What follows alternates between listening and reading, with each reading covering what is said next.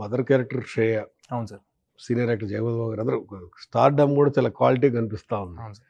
ఎలా సార్ ఈ సినిమాలో ఒక ఆనందమైన విషయం ఏంటంటే, నాకు చాలా ఆనందాన్ని ఇచ్చే విషయం, వాళ్ళు చాలా ఎక్సైటెడ్‌గా ఉన్నారు. వాళ్ళు ఏదో ఊరినే ఏదో సినిమాలాగా ఏదో చేద్దామని లేరు. శ్రేయ గారు గానీ, జగ్గు సార్ గానీ, జయరామ్ గారు గానీ, మనోజ్ గారు గానీ అందరూ గూడా ఆహ్, ఇది మాకు ఇది మా కెరియర్‌లో రాని ఒక కైండ్ ఆఫ్ లుక్కు, రాని ఒక కైండ్ ఆఫ్ క్యారెక్టరు. దీన్ని చాలా 100% పెట్టి చేద్దామని అందరూ మనస్ఫూర్తిగా చేశారు. ఎప్పుడైతే ఆ ఎనర్జీస్ నిజంగా వస్తాయో లొకేషన్ మీదకి, అది స్క్రీన్ మీద కూడా ట్రాన్స్‌లేట్ అయిపోద్ది సార్ తెలియకుండా.